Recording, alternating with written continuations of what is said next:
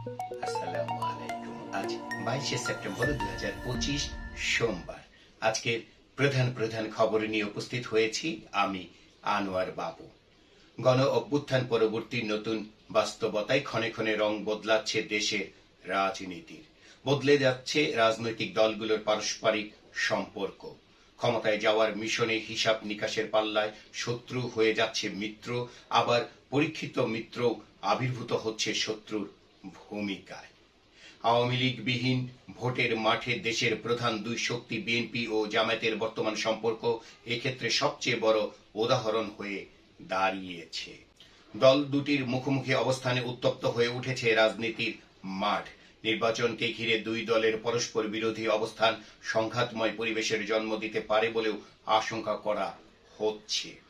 জুলাই গণ অভ্যুত্থানে পট পরিবর্তনের পর থেকে রাজনীতিতে সমানতালে সরব রয়েছে বিএনপি ও জামায়াত।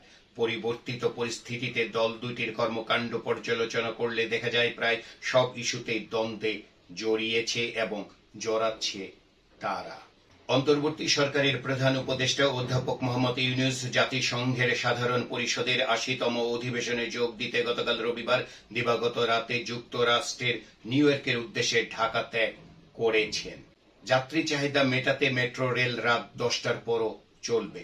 সকালে চালু হবে আরও আগে, অর্থাৎ সকালে চালু ও রাতে বন্ধের সময় আধা ঘন্টা করে বাড়বে। এছাড়া এখন দুই ট্রেনের মধ্যে বিরতি আরও 2 মিনিট করে কমে যাবে। এর অর্থ ব্যস্ত সময়ে 4.25 মিনিট পর পর ট্রেন পাওয়া যাবে। বর্তমানে ব্যস্ত সময়ে সর্বনিম্ন 6 মিনিট পর পর ট্রেন চলাচল করে। 2 সপ্তাহ পর নতুন সূচিতে চলাচল শুরু হবে। উত্তরা থেকে প্রথম ট্রেন ছাড়বে ভোর 6টা 40 মিনিটে। বর্তমানে উত্তরা থেকে সর্বশেষ রাতের ট্রেন ছাড়ে 9টায়। নতুন সূচি অনুযায়ী উত্তরা থেকে সর্বশেষ ট্রেন ছাড়বে রাত 9:30টায়। অন্যদিকে মতিঝিল থেকে সকালে প্রথম ট্রেন ছাড়ে সকাল 7:30টায়। নতুন সূচিতে মতিঝিল থেকে প্রথম ট্রেন ছাড়বে সকাল 7টায়। এছাড়া রাতে মতিঝিল থেকে সর্বশেষ ট্রেন ছাড়ে রাত 9টা 40 মিনিটে। নতুন সূচি অনুযায়ী মতিঝিল থেকে সর্বশেষ ট্রেন ছাড়বে রাত 10টা 10 মিনিটে।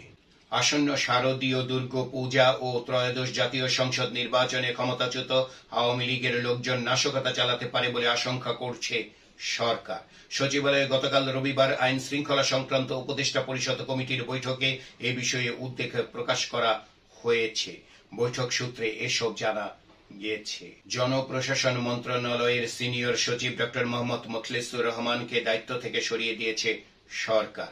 চুক্তিতে নিয়োগ পাওয়া এই সিনিয়র কর্মকর্তাকে পরিকল্পনা কমিশনের সদস্য হিসেবে বদলি করে গতকাল রবিবার প্রজ্ঞাপন জারি করা হয়েছে। দেশে ডেঙ্গু ভাইরাসের সংখ্যা বেড়েই চলেছে। চলতি সেপ্টেম্বরে মৃত্যুর সংখ্যা সর্বোচ্চ পর্যায়ে পৌঁছেছে। প্রতিদিন নতুন করে হাসপাতালে ভর্তি রোগীর সংখ্যাও বেড়েছে। সর্বশেষ গতকাল রবিবার সকাল পর্যন্ত 24 ঘন্টায় একদিনে 9 জনের মৃত্যু হয়েছে।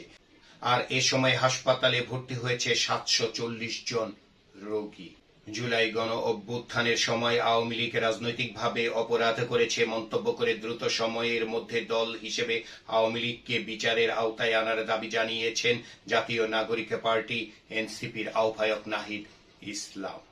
ভোটের বাকি মাত্র 3 দিন।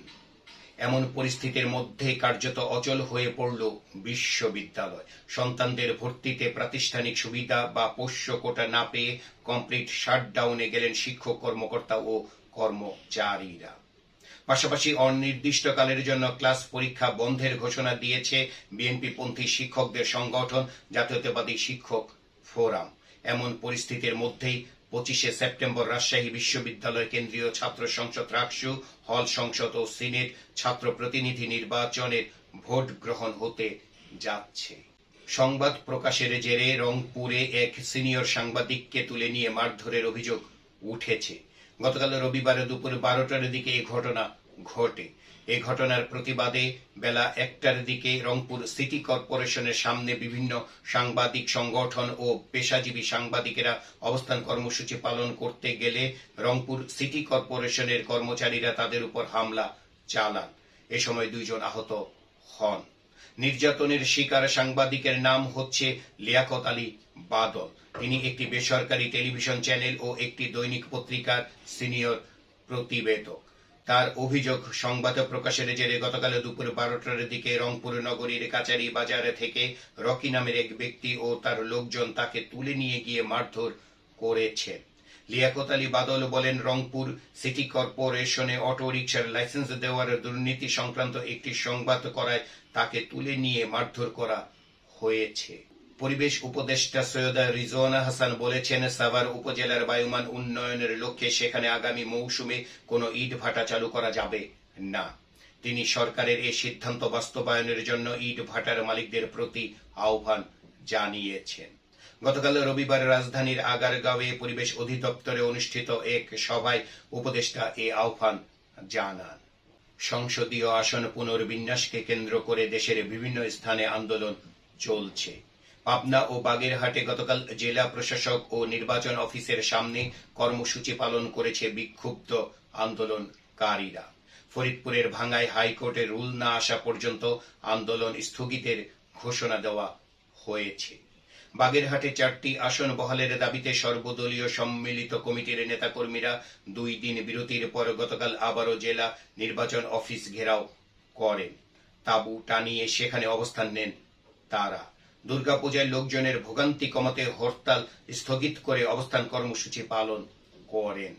পাবনার ঈশ্বরদীতে ভাড়া বাসা থেকে রূপপুর পারমাণবিক বিদ্যুৎ কেন্দ্র প্রকল্পের এক রুশ নাগরিকের লাশ উদ্ধার করেছে পুলিশ। শহরের হাসপাতাল সংলগ্ন জিগাতলা এলাকার একটি ভাড়া বাসা থেকে গত শনিবার রাত 9:30টার দিকে লাশটি উদ্ধার করা হয়েছে। রাজুকের পূর্বাচল নতুন শহর প্রকল্পে 10 কাঠা করে 3টি প্লট বরাদ্দে দুর্নীতির অভিযোগে ক্ষমতাচ্যুত প্রধানমন্ত্রী শেখ হাসিনা, তার বোন শেখ রেহানার বড় মেয়ে টিউলিপ সিদ্দিক সহ অন্যদের বিরুদ্ধে করা 3 মামলায় গতকাল রবিবার আরও 4 জন সাক্ষ্য দিয়েছেন। ঢাকার বিশেষ জজ আদালত 4-এ তারা সাক্ষ্য দেন। রাজধানীতে আওয়ামী লীগের ঝটিকা মিছিলের লোক সরবরাহ ও অর্থ সহায়তাকারী সহ সংগঠনের 8 নেতাকর্মীকে গ্রেপ্তার করেছে ঢাকা মহানগর গোয়েন্দা পুলিশ।